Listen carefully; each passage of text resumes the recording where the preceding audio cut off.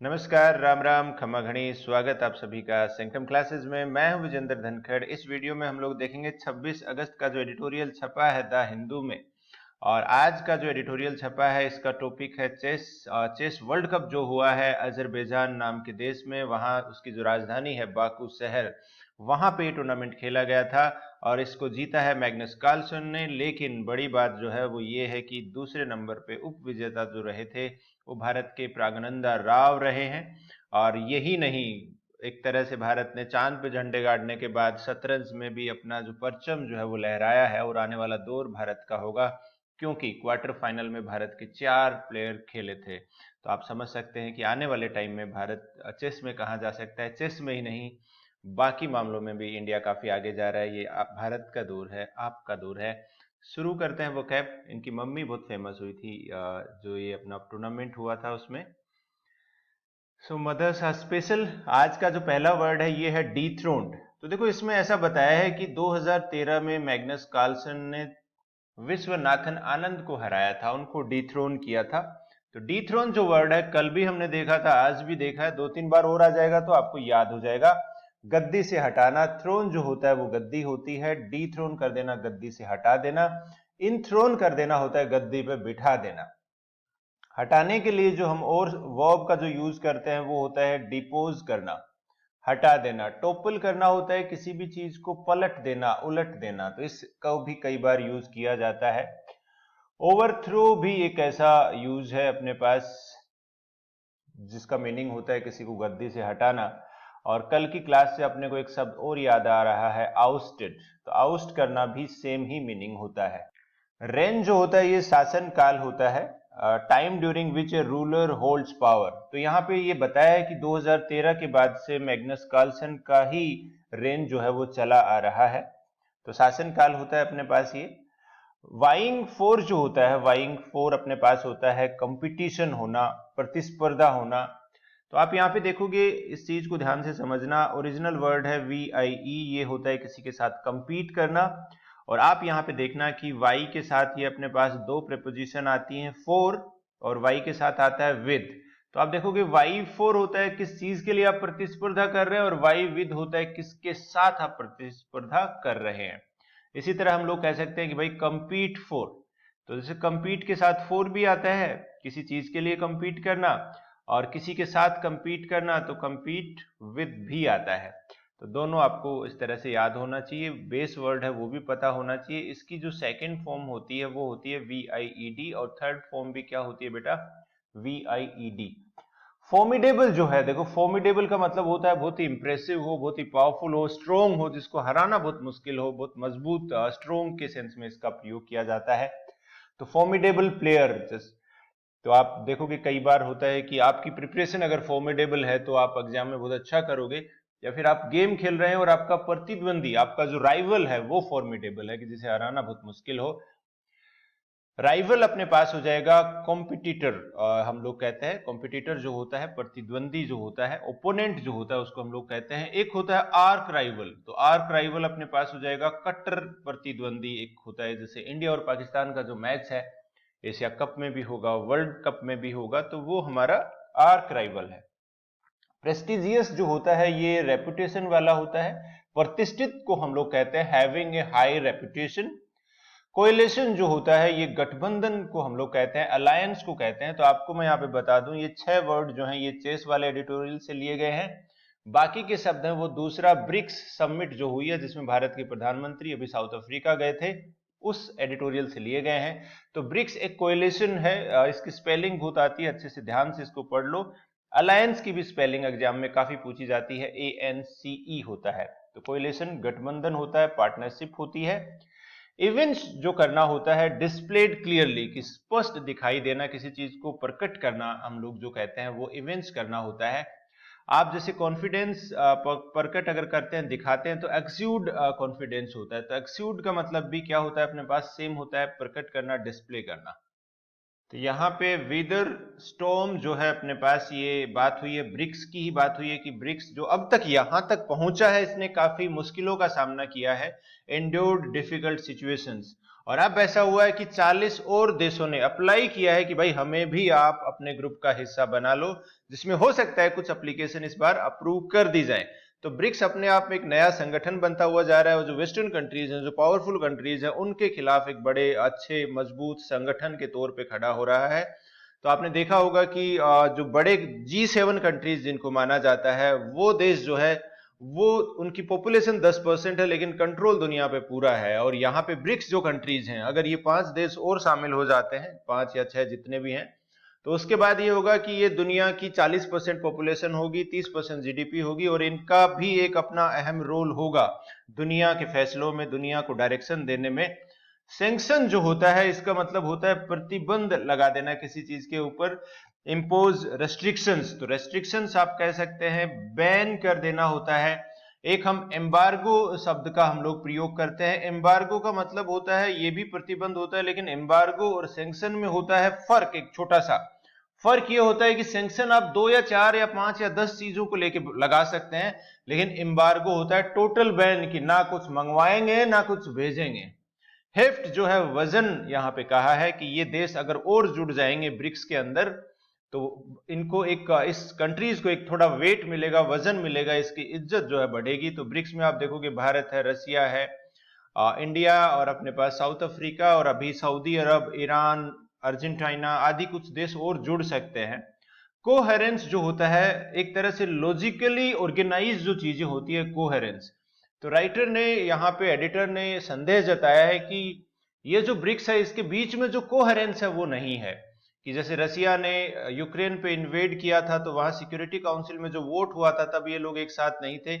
और इसके अंदर कुछ ग्रुप ऐसे हैं, जैसे भारत और चाइना है, तो इंडिया और चाइना इस ग्रुप का हिस्सा है, लेकिन वो बिल्कुल दो ऑपोजिट देश हैं। सऊदी अरब और ईरान भी आने वाले हैं। तो थोड़ा सा इन्होंने संदेह जाहिर किया है कि जो सक्सेस इसको मिल सकती है, शायद उतनी ना मिले। डिटांट जो होता है भाई, इसका मतलब होता है रिश्तों में सुधार होना। The improvement of relationship between Nations, the easing of tension between Nations, की दो देशों के बीच रिश्तों में अगर सुधार आ जाए, तो उसको डिटांट हम लोग कहते हैं। ओवर्टली जो होता है भाई, ओवर्टली हम लोग कहते हैं खुलेआम, ओपनली, विदाउट हाइडिंग जो चीज हो, भाई सब कुछ ओपन में हो। और इसके लिए मैं आपको कुछ ऑपोजिट लिखाता हूं। जैसे ओवर्टली का ऑपोजिट कवर्टली हो जाएगा, COVERTLY। तो कवर्टली अपने पास एक ऑपोजिट होगा। और इसमें ये खैर एडवर्ब है, लेकिन मैं आपको कुछ ऐसे सिनोनिम दिखाता हूं, क्योंकि आपने देखा होगा दुनिया में खुलेआम बहुत कम चीजें होती है, लेकिन छुप के बहुत काम होते हैं।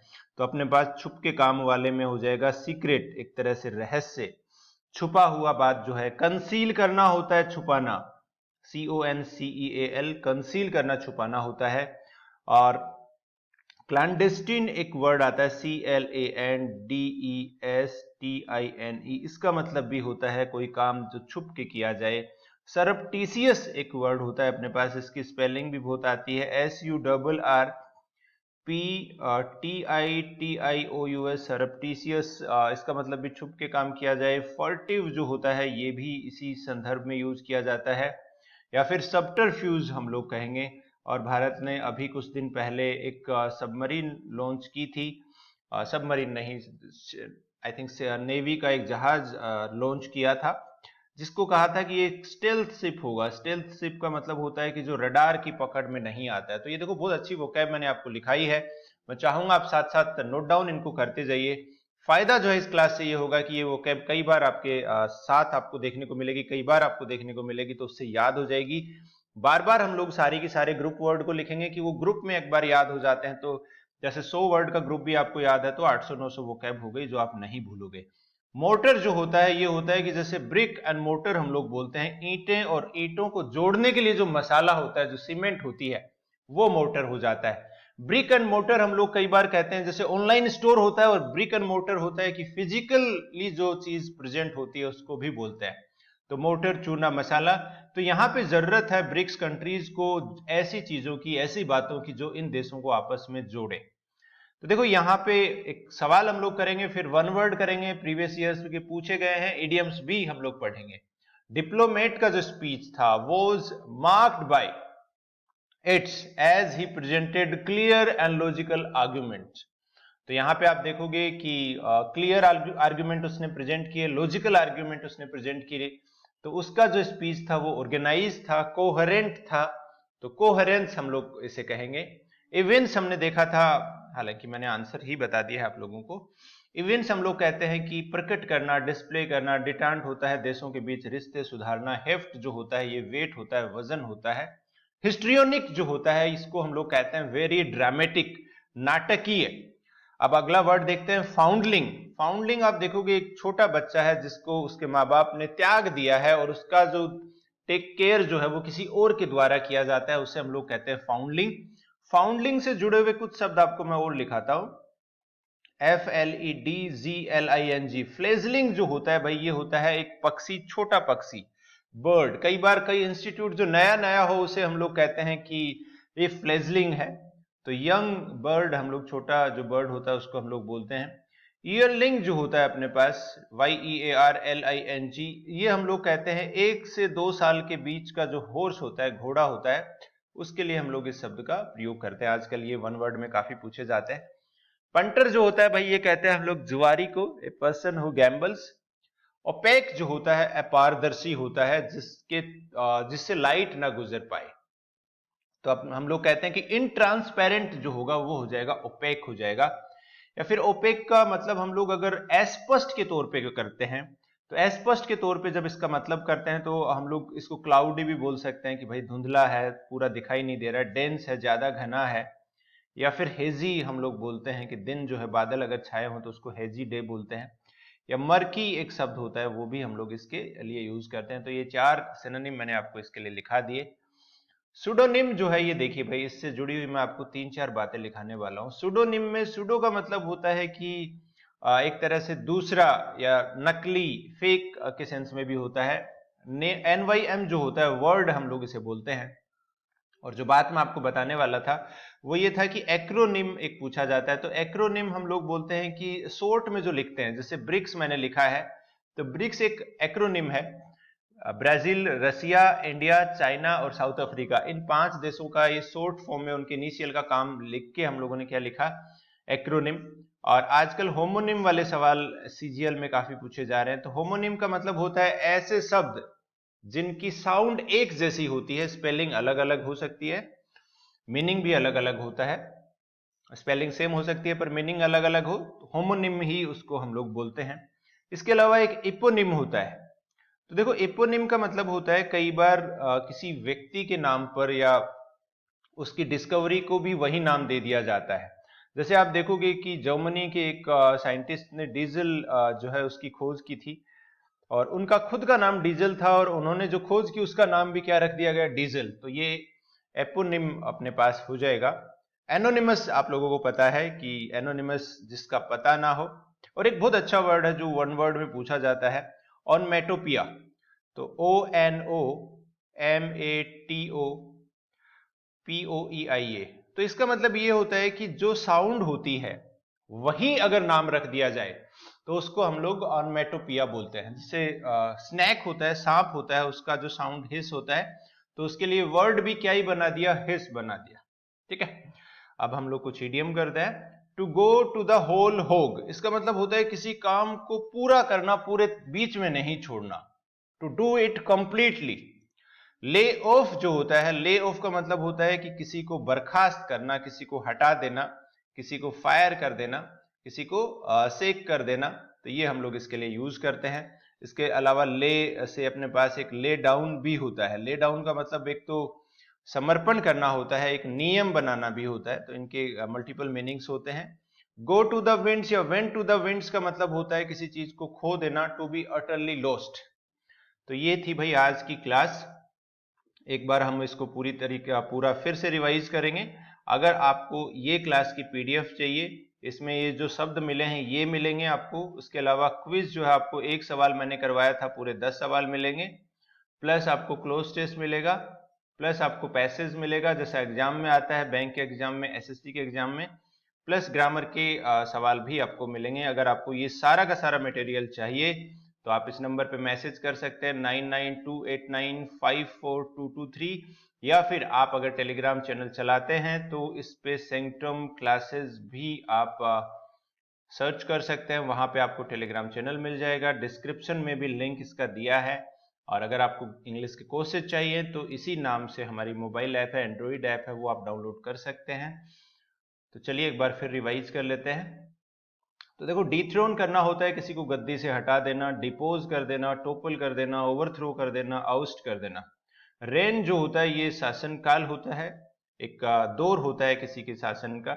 वाइंग फोर होता है प्रतिस्पर्धा करना किसी चीज के लिए, वाइविद होता है किसी के साथ प्रतिस्पर्धा करना। फॉर्मिडेबल होता है इंप्रेसिव के लिए हम लोग कहते हैं, राइवल, कॉम्पिटिटर, ओपोनेंट, प्रेस्टिजियस इज्जत वाला, प्रतिष्ठित, हाई रेपुटेशन जिसकी हो, कोएलिशन गठबंधन, अलायंस। इवेंट्स का मतलब होता है डिस्प्ले करना, एग्जीक्यूट का मतलब भी क्या होता है, डिस्प्ले करना। विदर स्टॉर्म का मतलब होता है कि मुश्किलों का सामना करना। सैंक्शन जो होता है प्रतिबंध होता है। सैंक्शन अगर वर्ब के रूप में इस्तेमाल की जाए, ये याद रखना, इसका मतलब तब ग्रांट करना भी होता है। जैसे लोन सैंक्शन हो गया, लोन ग्रांट कर दिया गया, तो यहाँ पे इस सेंस में भी होता है जब ये वर्ब हो। और सैंक्शन वर्ब भी प्रतिबंध लगाने के लिए भी यूज होता है। इसके दो मीनिंग आपको पता होना चाहिए। एम्बार्गो जो होता है ये टोटल बैन को हम लोग कहते हैं। हेफ्ट वजन हो जाएगा। कोहेरेंस होता है लॉजिकली ऑर्गेनाइज कोई चीज हो। डिटांट होता है रिश्तों में सुधार। ओवर्टली खुलेआम। मोर्टर जो होता है ये चूना होता है, मसाला होता है, जोड़ता है जो चीजों को। एडहेसिव जो होता है उसे हम लोग कहते हैं। और अपने पास हिस्ट्रियोनिक हो जाएगा, नाटकीय। फाउंडलिंग हो जाता है छोटा बच्चा जिसको माँ बाप ने त्याग कर दिया है। पंटर जुआरी। ओपैक जो होता है अपारदर्शी, जिसके आर पार दिखाई ना दे। सुडोनिम होता है छद्म नाम।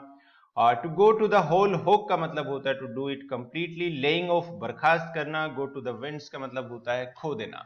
तो चलिए ये थी आज की क्लास। जुड़ने के लिए बहुत बहुत धन्यवाद। आपसे फिर अगले वीडियो में मिलेंगे। Have a nice day.